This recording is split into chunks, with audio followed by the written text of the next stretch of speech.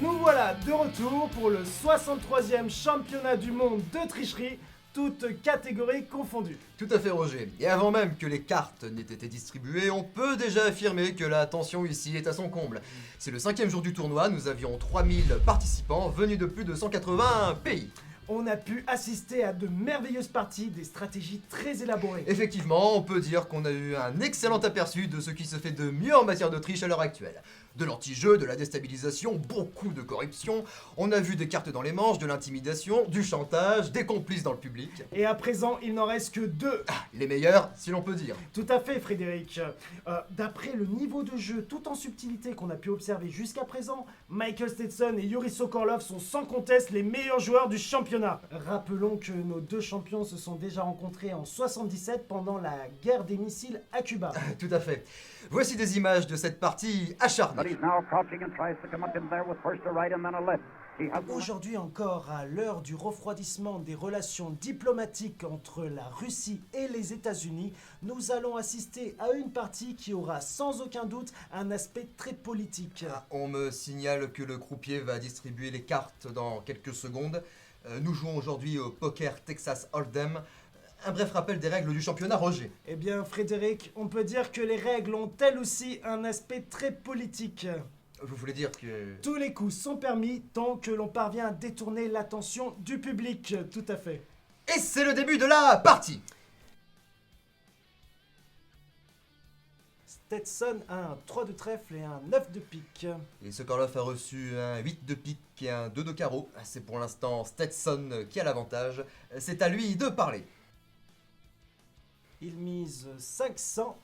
Sokolov sait qu'il n'a plus le droit à l'erreur. On peut lire la concentration sur son visage. Et il relance de 500. Il a parfaitement intégré les techniques de Stetson. Il va être très difficile à surprendre. Oh, très belle action de la part de Sokolov qui a désormais un As et un 8. Il prend l'avantage. Stetson ne se laisse pas distancer. Il échange son 3 contre un As. Et avec 2 paires, c'est à nouveau lui qui a la meilleure main. Et nous avons à présent une égalité parfaite. C'est très bien joué de la part de Stetson et Sokolov qui ont désormais chacun un brelan d'As.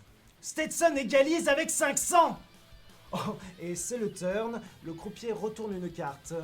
Et c'est un roi de cœur. Oh, c'est à nouveau une égalité parfaite entre nos deux concurrents qui ont tous deux une carte flush. Tout à fait, Roger. Leurs mains sont identiques, 10 et valet de cœur. Et oh, Sokolov fait tapis. Ah, ça va être difficile pour Stetson d'égaliser, même s'il a réussi à dérober le stock de jetons que Sokolov cachait dans sa fausse barbe. Oh là là, la coup de maître de la part de Stetson qui vient de voler les chaussures de Sokolov. Il fait tapis avec la totalité de ses jetons, une paire de chaussures en état quasi neuf. Très peu porté, visiblement. Oh, nouveau retournement de situation. Sokolov vient de dérober le corps de Stetson. C'est lui qui a le plus haut tapis à présent.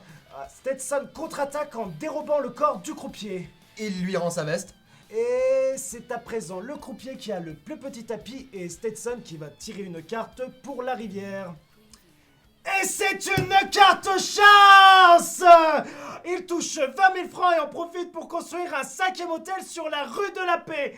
Il contrôle à présent les 3/4 du plateau. Sokolov, toujours dans le corps de Stetson, semble complètement décontenancé.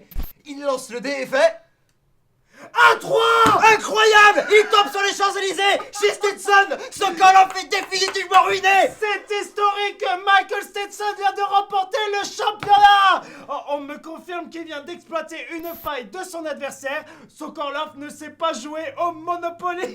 Qui, rappelons-le, n'a jamais connu le succès en ex-URSS.